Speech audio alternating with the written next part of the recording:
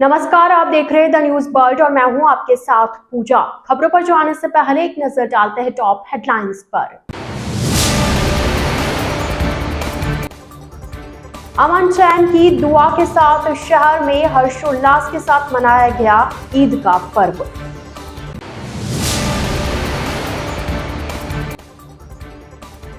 गणगौर तीज को लेकर महिलाओं में उत्साह, जगह जगह मां गणगौर की पूजा अर्चना।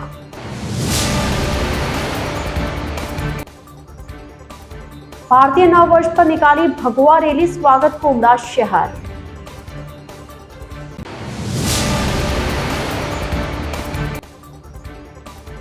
एनएसयूआई के राष्ट्रीय अध्यक्ष वरुण चौधरी ने कहा, युवा अपने मुद्दे खुद चुने।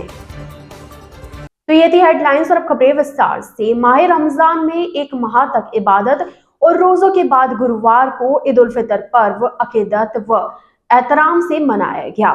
ईद की मुख्य नमाज जालोरी गेट ईदगाह परिसर में अदा की गई। नमाज के दौरान पेश इमाम ने देश में अमन, चैन, खुशहाली, सौहार्द और भाईचारे की दुआ की। नमाज के बाद नमाजियों ने एक दूसरे को गले मिलकर ईद की मुबारकबाद दी। ईद की नमाज अन्य मस्जिदों में भी अदा की गई। पाक महीना रमजान खत्म होने पर गुरुवार को ईद उल फितर पर्व की नमाज आज सुबह ईदगाह के वसी मैदान में पेश इमाम मौलाना मोहम्मद हुसैन अशरफी द्वारा शहर खतीब व पेश इमाम काजी मोहम्मद तैयब अंसारी व शहर के मौजूद लोगों और अकीदतमंदों की मौजूदगी में अदा करवाई गई।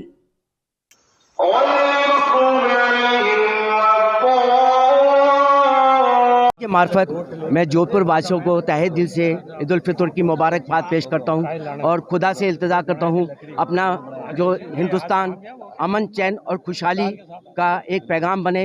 बिलखुसूस हमारा जोधपुर में अमन चैन कायम रहे। खुदा हाफिज। इस मुबारक मौके पर नमाज अदायगी के बाद शहर खतीब का जोधपुर शहर के जनप्रतिनिधियों, नगर निगम व मुस्लिम समुदाय के हजारों लोगों की मौजूदगी में अभिनंदन व स्वागत किया गया। केंद्रीय जल शक्ति मंत्री गजेंद्र सिंह शेखावत ने अपनी तरफ से शुभकामनाएं देते हुए कहा कि रमजान के समय में तपस्या कर लोगों ने शक्ति संपन्न की है। हम सभी इस बात का संकल्प करें कि हम अपने वतन देश को विकसित बनाएंगे, आने वाले 25 साल में भारत को शक्ति संपन्न बनाएंगे। इस अवसर पर कांग्रेस के लोकसभा प्रत्याशी करण सिंह उच्चारणा ने ईद की मुबारकबाद देते हुए कहा कि सभी के परिवार में सुख शांति बनी रहे, देश प्रगति करे, ऐसी कामना वे करते हैं। वहीं शहर खतीब काजी मोहम्मद तैयब अंसारी ने ईद की मुबारकबाद देते हुए जोधपुर में अमन चैन की दुआ की। उन्होंने देश को अमन, चैन और खुशहाली का पैगाम बने, ऐसी दुआ की।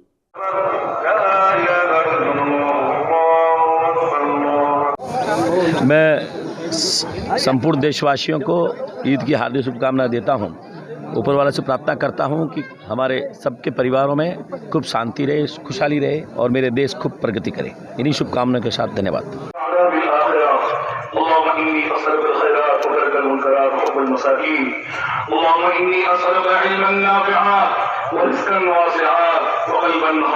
ईद का मुबारक मौका,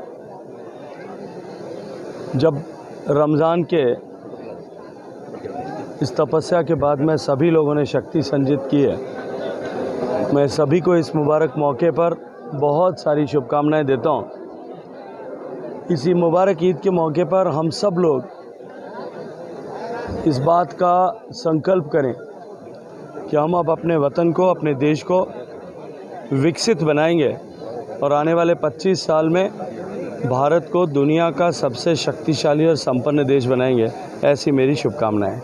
धार्मिक और सांस्कृतिक राजधानी माने जाने वाली सूर्य नगरी में गुरुवार को गणगौर का त्योहार उत्साह, परंपरा और खुशी के साथ मनाया जा रहा है। यहाँ सुहागिन महिलाओं ने गणगौर तीज का व्रत रखा और सुहाग की लंबी उम्र की कामना के लिए पूजा अर्चना की। गीतों के साथ हाथों पर मेहंदी सजाई। इस दौरान शहर में शाम को 16 श्रृंगार के साथ गौर माता की सवारी व शोभा यात्रा निकाली गई। इससे पहले भीतरी शहर में तीजड़ियों की टोली गाजे बाजे के साथ जलाशयों पर जल भरकर पूजा स्थल पर लाए और गवर इसे को अर्पित किया। इस दौरान तीजड़ियों ने सज धज कर 16 श्रृंगार किए और साफा भी बांधा। गुलाब सागर, रानीसर, पदमसर आदि जलाशयों पर तीजड़ियों की टोली की रेलमपेल नजर आई। अपने सुहाग की रक्षा की कामना के लिए हर साल मनाए जाने वाले गणगौर का त्योहार इस बार भी मारवाड़ में हर्षोल्लास के साथ मनाया गया।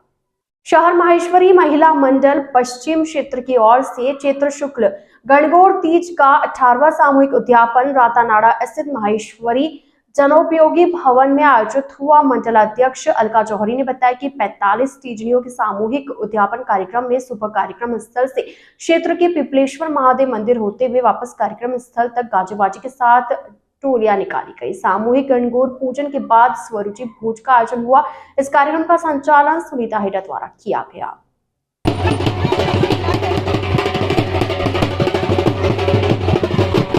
जोधपुर शहर मायसी महिला मंडल पश्चिमी क्षेत्र की ओर से आज गणगौर तीज का 18वां भव्य उद्यापन किया इलाका मायसी बहुत प्रदर्शन किया जा रहा है और कम से कम हम लोगों ने 45 गवनियों का उद्यापन यहाँ पे करवाया और सभी हम लोटियाँ लेके आए हैं। अब बस थोड़ी देर पूजा अर्चना हो जाएगी और सभी औरतों में बड़ा ही गवनियों में बहुत ही उत्साह है और वह अपने गवर ईश्वर से अपने अखंड सौभाग्य की कामना के लिए साथ ही गवारी कन्याएं भी इस पूजन को कर रही है और वो भी अपने अच्छे घर वर के लिए गवर ईश्वर के प्रार्थना कर रही है। वहीं श्रीमाली समाज की महिलाओं द्वारा भी आज गणगौर मां का पूजन चांदपुर शिव बावड़ी में किया गया। पूजन 16 दिनों से चल रहा था। इसका समापन धिंगागवर के मेले पर हुआ। महिला मंडल अध्यक्ष प्रिया शर्मा ने बताया कि आज श्रीमाली समाज का सामूहिक गणगौर उत्सव मनाया जा रहा है। यह 16 दिन की गणगौर पूजा होती है, धिंगागवर को खत्म करती है। समाज की सभी महिलाएं मिलकर गवर मां की पूजा करती है। सुहागिन एवं कुंवारी बालिकाओं द्वारा भी पूजन किया जाता है।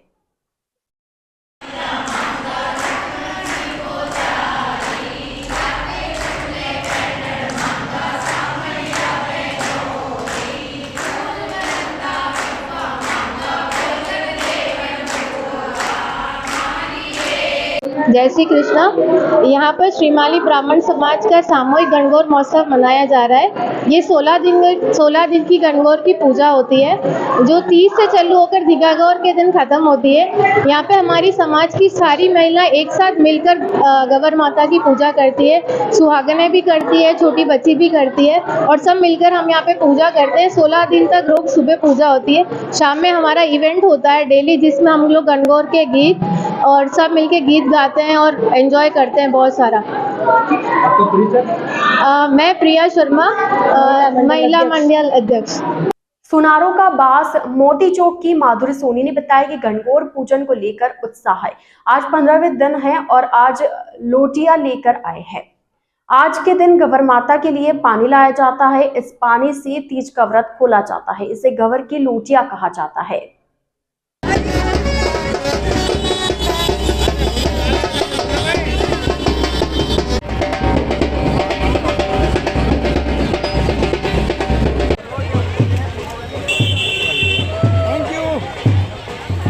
गणगौर उत्सव के अवसर पर महिलाओं द्वारा आज मतदान की अपील भी की गई। उन्हें 26 अप्रैल को मतदान करने को कहा गया। गणगौर पूजा में मतदान की थीम को रखा गया। इसमें ज्यादा से ज्यादा मतदान की अपील की गई।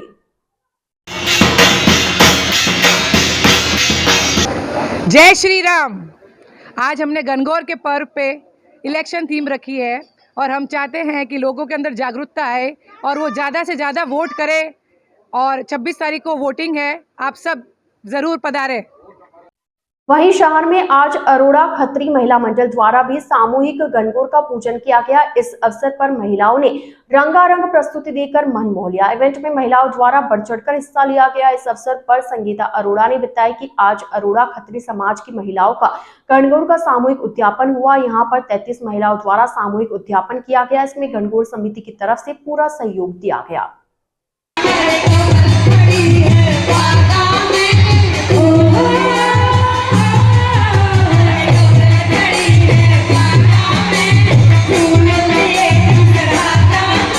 श्री कृष्णा, मैं संगीता अरोड़ा।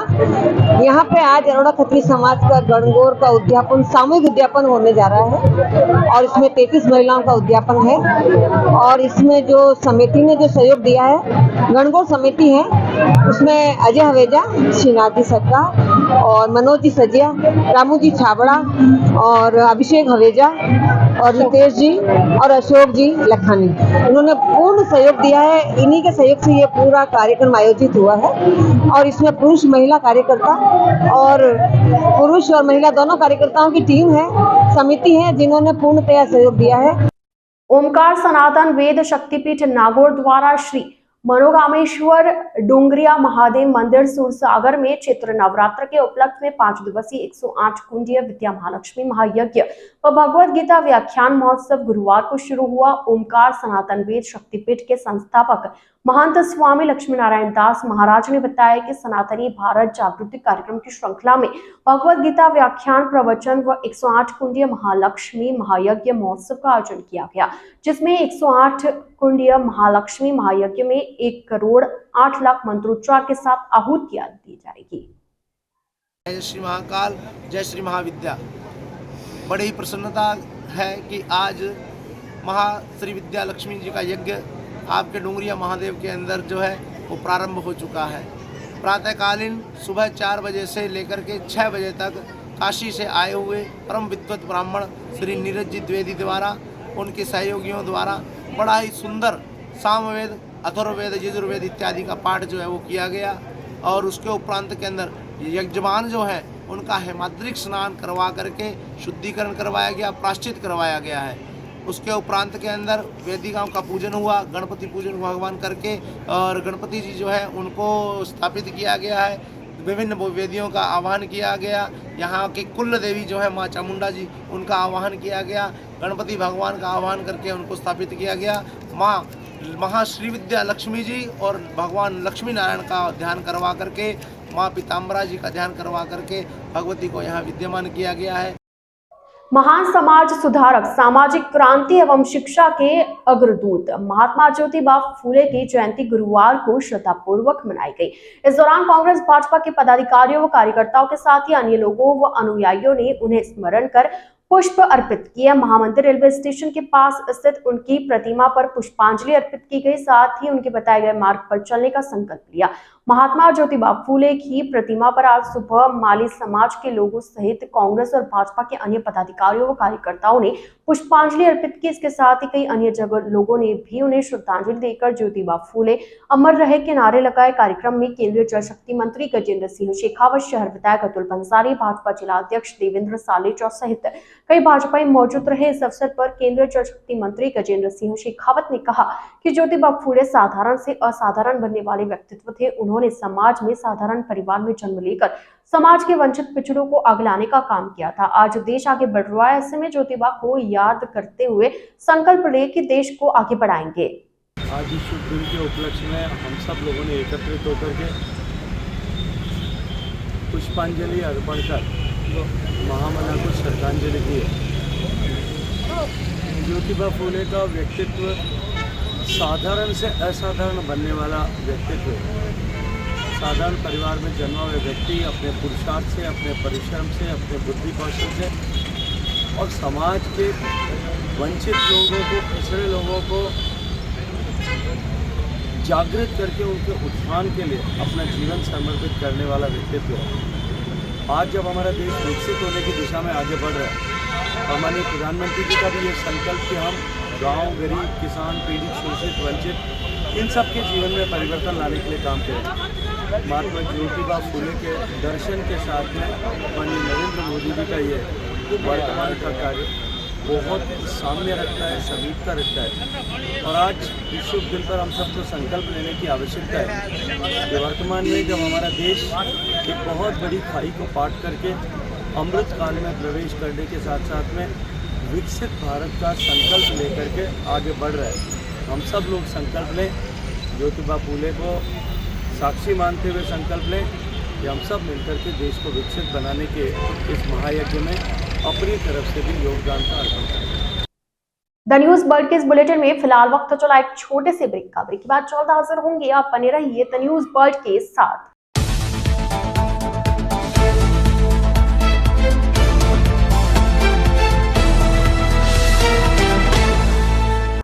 ब्रेक के बाद आपका स्वागत है। सिंधी समाज के आराध्य देव झूलेलाल की जयंती पर आयोजित हो रहे चेटीचंद महोत्सव को लेकर सिंधी समाज में उत्साह छाया हुआ है। आज दूसरे दिन भी झूलेलाल मंदिरों में अरदास की गई और प्रसादी का वितरण किया गया। वहीं बुधवार की रात में समाज की तरफ से भव्य झांकियां युक्त शोभा यात्रा का आयोजन किया गया। मार्गों से निकलने वाले लोग भी बिना झांकियों को देख आगे नहीं बढ़ पा रहे थे। शोभा यात्रा देर रात में सत्संग भवन पर एकत्रित होकर विसर्जित हुई। सिंधी समाज के नरेंद्र खेतानी ने बताया कि सिंधी समाज में चेटीचंद पर्व को लेकर इस बार ज्यादा उत्साह छाया हुआ है। राम मंदिर का निर्माण के बाद समाज के लोगों में असीम उत्साह है और जगह जगह से सिंधी समाज की तरफ से शोभा यात्रा निकाली गई।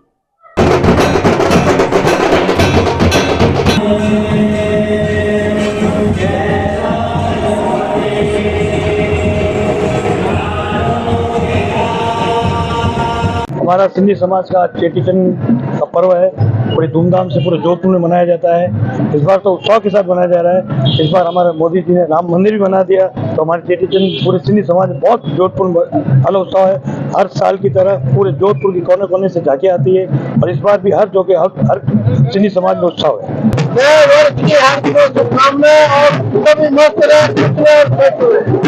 भारतीय नववर्ष के उपलक्ष्य में बुधवार की रात को शहर में भगवा रैली का आयोजन किया गया। इस रैली में विश्व हिंदू परिषद सहित कई हिंदूवादी संगठनों ने भाग लिया। रैली फतेहपुर से आरंभ होकर चालूरी गेट पर विसर्जित हुई। इस भगवा रैली का कई मार्गों पर कई जगहों पर स्वागत भी किया गया। इस अवसर पर भगवा रैली में शामिल हुए हिंदूवादी संगठन के वक्ताओं ने कहा कि नया संवत्सर भारतीय नववर्ष माना जाता है।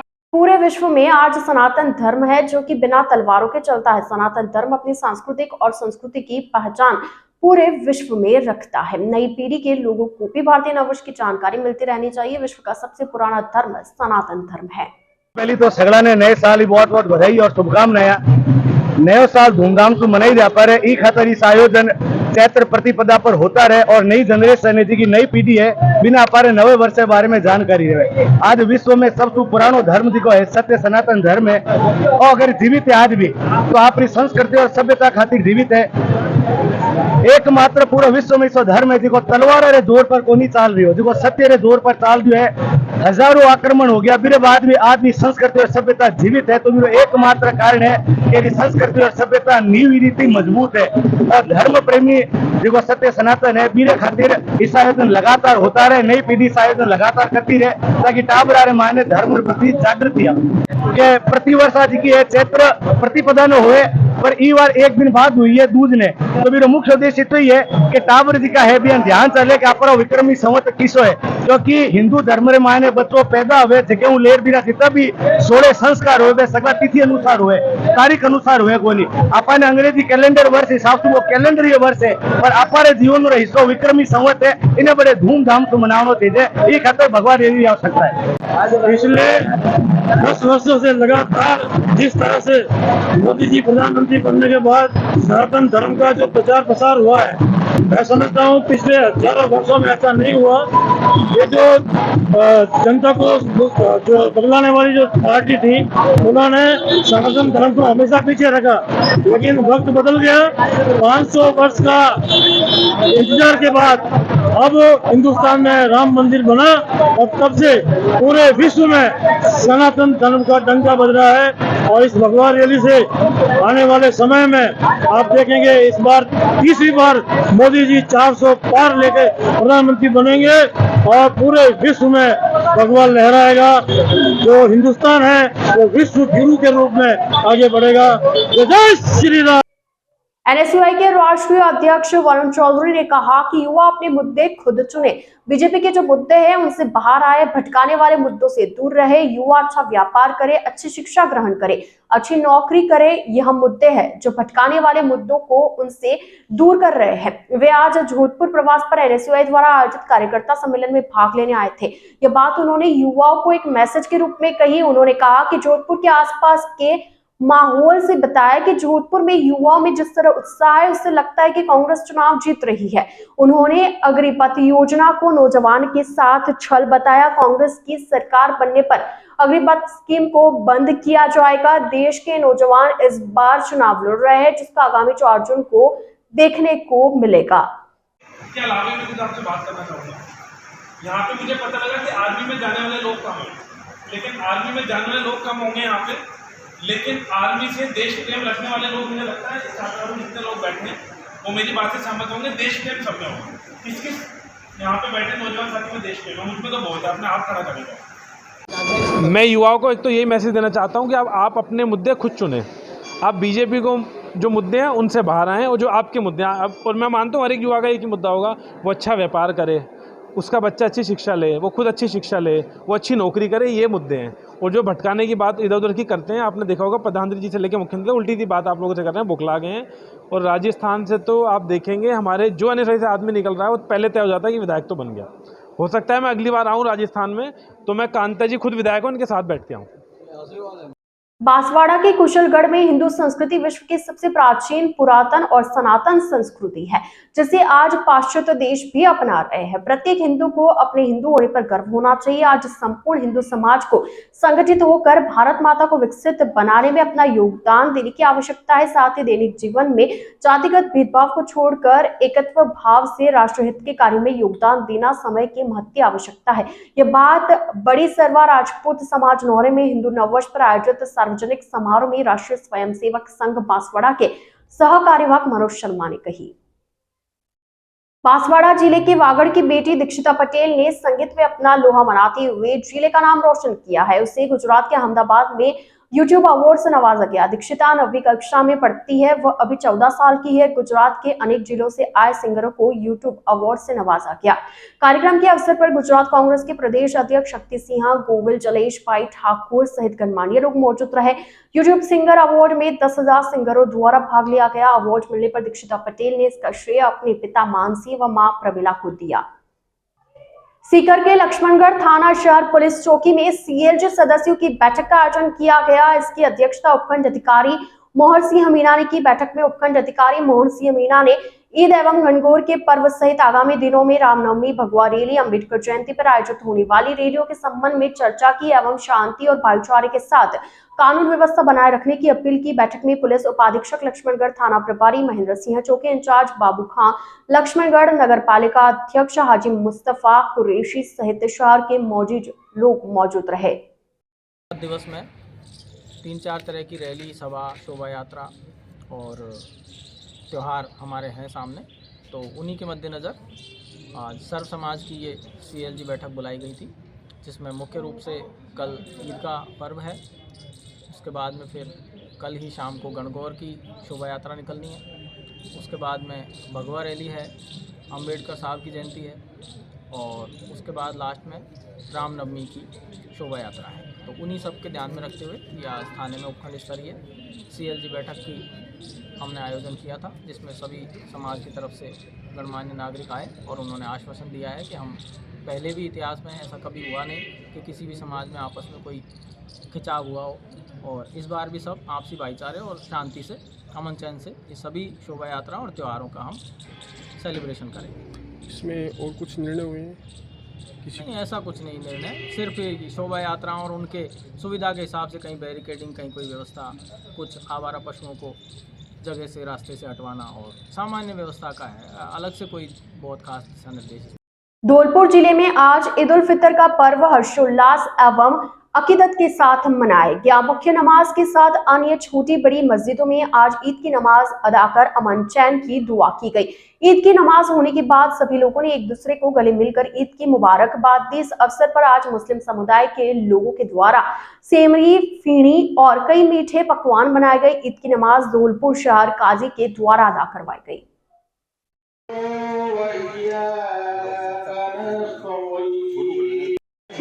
नमस्कार आप सभी को, ईद मुबारक। मैं परिचय अपना देता हूँ, अशोक शर्मा जी का रहता हूँ, क्रिश्चियन नाम है मेरा। और जैसे अभी ये बात चल रही थी, पापा हमेशा आते थे और फिलहाल 2 साल से मैं आप लोगों के बीच में आ रहा था और ऐसे आते रहेंगे। ईद मुबारक आप सभी को। आज हम ईद उल फित्र मना रहे हैं। ईद के मायने खुशी के हैं और ये खुशी हमारे 1 महीने की सख्त इबादत, रोजे रखने के बाद हर मुसलमान के नसीब में आती है। मैं इस खुलूस मौके पर सभी हिंदू मुस्लिम भाइयों को और आलम इस्लाम और आलम हिंदुस्तान को ईद की मुबारकबाद देता हूँ। और धौलपुर का जो माहौल है, हमारी एकता का, वो हमेशा इसी तरीके से बना रहे। मेरा और मेरा समाज सभी को मुबारकबाद देता है। शुक्रिया।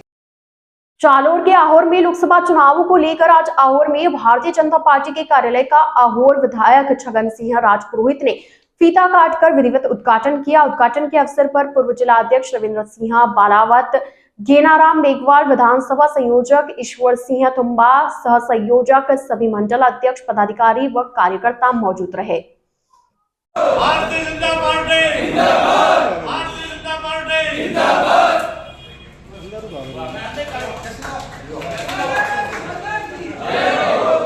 चूरू जिले के तारानगर में गुरुवार को मुस्लिम भाइयों ने क्षेत्र के ईदगाह में ईद उल फितर की नमाज अदा की। जामा मस्जिद के इमाम मोहम्मद हाफिज जाफर मौलवी ने ईद की नमाज अदा करवाई।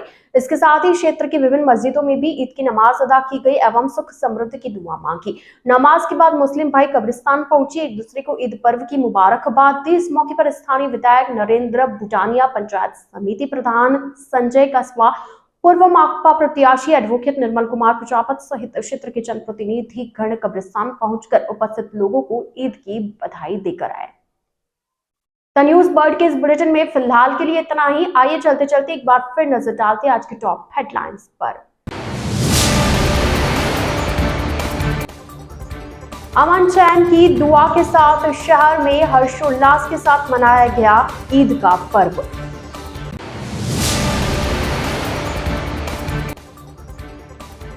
गणगौर तीज को लेकर महिलाओं में उत्साह, जगह जगह मां गणगौर की पूजा अर्चना।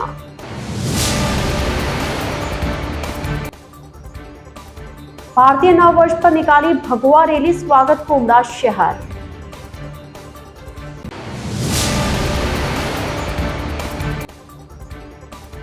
एनएसयूआई के राष्ट्रीय अध्यक्ष वरुण चौधरी ने कहा, युवा अपने मुद्दे खुद चुने। तो अब दीजिए इजाजत पूजा को और आप इसी तरह बने रहिए द न्यूज बर्ड के साथ। नमस्कार।